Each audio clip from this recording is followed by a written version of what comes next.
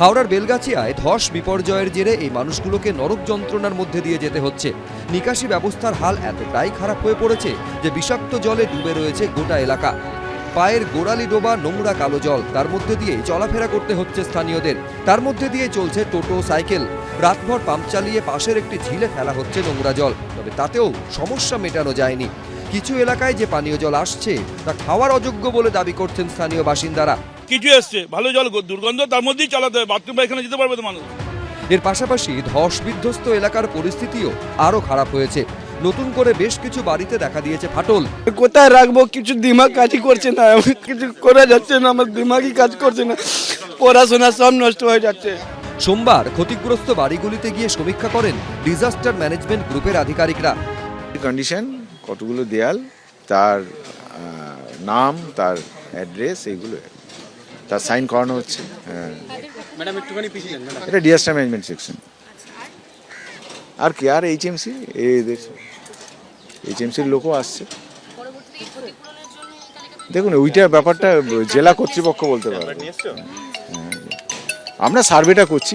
Civil defence এবং disaster management টিমের পক্ষ থেকে, অর্থাৎ নাগরিক প্রতিরক্ষা এবং বিপর্যয় মোকাবিলা কর্মীদের পক্ষ থেকে ঘোষণা করা হচ্ছে যে এই এলাকার যারা রয়েছেন বাসিন্দা, তাদের যিনি পরিবারের প্রধান, তার আধার কার্ড, ভোটার কার্ড অর্থাৎ পরিচয়পত্র এবং ব্যাংকের বইয়ের জেরক্স সংগ্রহ করে রাখতে, বাড়ির হেড অফ দ্য মেম্বারের আধার কার্ড, ভোটার কার্ড এবং ব্যাংকের পাসবইয়ের জেরক্স আপনার সঙ্গে রাখুন এবং আপনি আপনার বাড়ির সামনেই থাকুন।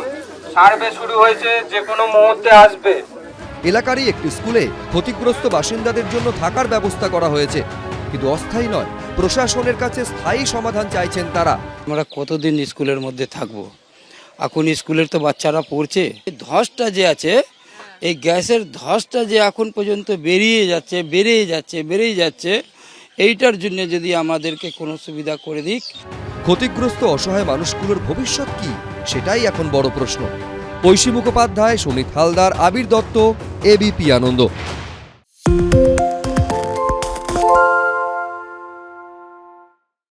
সত্য অন্তহীন, সত্যের খোঁজও তাই, সত্য সন্ধানে তাই আমরা অক্লান্ত, অকুতভয়। এবিপি আনন্দ নতুন ভাবনার প্রতীক, যা মনে মুক্ত, তথ্যে যুক্ত এবং যাবতীয় সীমানার বাঁধন থেকে মুক্ত।